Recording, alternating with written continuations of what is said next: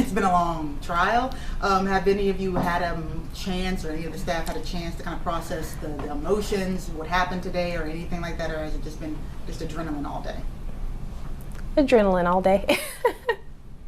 It has been adrenaline all day. It was very exciting and very intense to wait for the jury to come back with their verdict. And when they, of course, came back, there's a verdict. What are you going to do?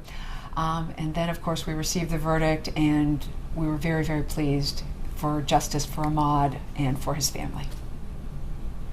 And so you had to take over this case, then you had to build it, and try to get a conviction against 3 people for multiple crimes in the same trial.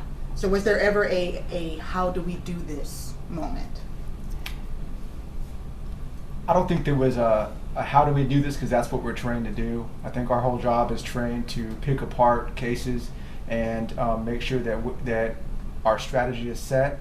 And from day one, with my experienced colleagues here, we knew what we had to do, and we just had to make sure that we relayed that to the jury in a way that they understood it. Want us to answer that one? There you go. So there seemed to be a lot of distractions from the defense. You had the black pastor's comment, you had the dirty toenails comment, you had a lot of motions for mistrial, striking almost all of the black jurors. What did you think of all of that, and was any of it surprising to you? No, the defense has a job to do. And one of the things that they want to do is throw our team off its game. That is why there are motions for mistrial. That is why they make some of the arguments that they make that may be offensive or unnecessary to be made, but they are just doing their job. The video, the one taken by one of the now convicted defendants, they mentioned, Kevin Goff mentioned, there wouldn't be a trial without that video. Do you believe that is a correct statement? I don't believe so. We had other evidence in the case. We had their statements, which I know for Mr. Bryan, those definitely helped seal the deal. So the video was great. It was a bonus, but it wasn't the end-all be-all. So you don't think that it would have been harder to get those convictions without that video? I mean, definitely harder, but that wasn't the only piece of evidence we had.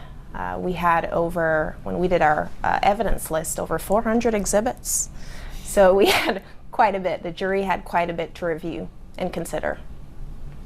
And do you know how much potential time could they get here? They're not going to be out on the street 5 years or anything like that. So in the state of Georgia, if you are convicted of murder or felony murder, it is an automatic life sentence. The judge has no discretion except to give you a life with the possibility sentence.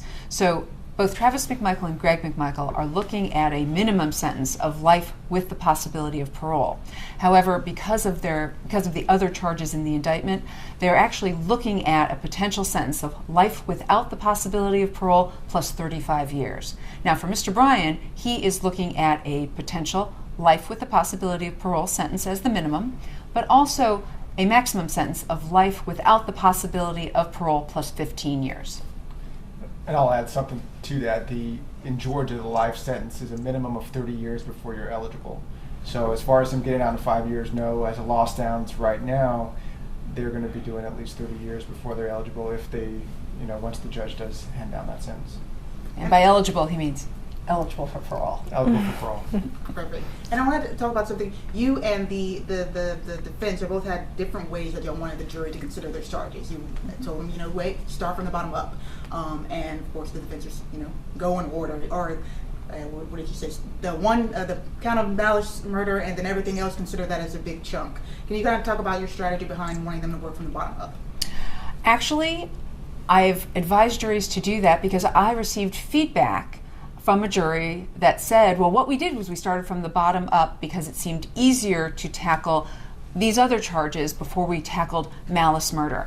And I thought that was great feedback from that jury. And I have advised other juries to do that. Just start with the lesser charge. Look at, in this case, criminal attempt to commit false imprisonment and see where that leads you, because it will lead you eventually to the heavier charges of felony murder and then to malice murder.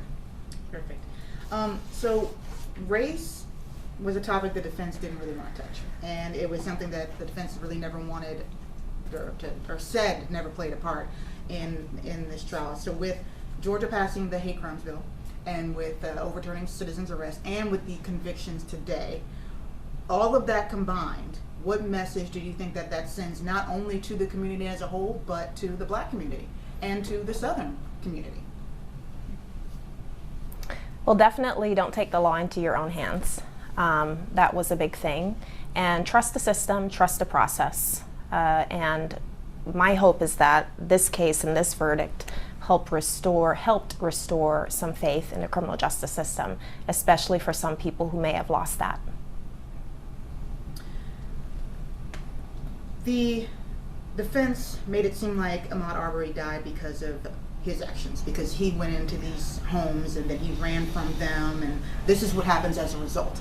And so we see the dangers of vigilantism because Ahmaud Arbery is dead. So was it surprising to you that the defense almost came across as if Ahmaud Arbery deserved it?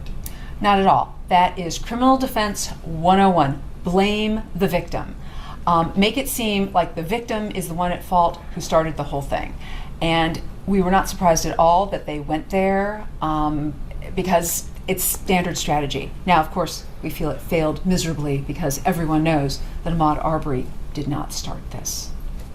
And it's also made it kind of seem like it was kind of like the punishment for suspicion of burglary is death. And again, you called it Defense 101. And there seemed to be a lot of moments where they basically tried to convince them or convict him of burglary. Mm-hmm. And what did you take away from that, from watching that repeatedly, especially in the closing arguments when it was all being given together, that it was constantly almost like, oh, he 100% did all of this, and he did it multiple times. Of course they would, why wouldn't they be suspicious of him, and all of that multiple times. So what did you take away from that? They absolutely needed to do that in order to convince the jury that they were engaged in a lawful citizen's arrest. Because their whole theory was based on, well, he committed a felony, therefore we were able under the citizen's arrest law to chase him because he was escaping. Of course, there was absolutely no evidence that he ever committed a burglary, and absolutely no evidence he committed a burglary on February 23rd, 2020. But that was the strategy. They were hoping to convince at least one juror or all the jurors of that. And this team received a lot of, obviously, support. Obviously, you saw when we were walking in, and people telling you did a good job, and especially in your closing arguments in particular, there were so many people on social media outside the courtroom who were like, this was a masterclass on how to deliver a closing statement or a closing argument. So what do you say to that? Under all of that, kind of a little bit of pressure there. I can't tell you how many times I rewrote that closing argument because the development of the case, you're always thinking closing. It's ABC, always be closing. And as a team, we strategized together about how to give the best closing argument possible.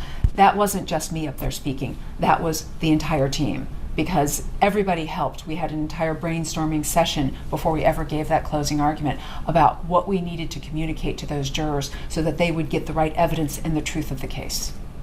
And you also kind of developed a cult following yourself online a little bit. I have been so focused on this case, I have no idea. Well, you might have an idea after you leave here today. Is there anything else that you want to make sure that the community, a community that has heard it really for an entire year since this happened, is there anything else that you want to make sure that they know or that they understand moving forward? Because there still is that people are still getting messages from people going, is there any chance that they could walk? Is there any chance that this can go back to a mistrial? Is there any chance that people just think this was a fluke and they keep on doing these types of things?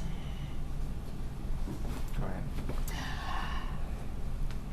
No, this case, I think, communicates that the justice system works and that prosecutors are out there who are willing to hold people accountable, and there are juries out there who are willing to hold people responsible for their choices and their actions.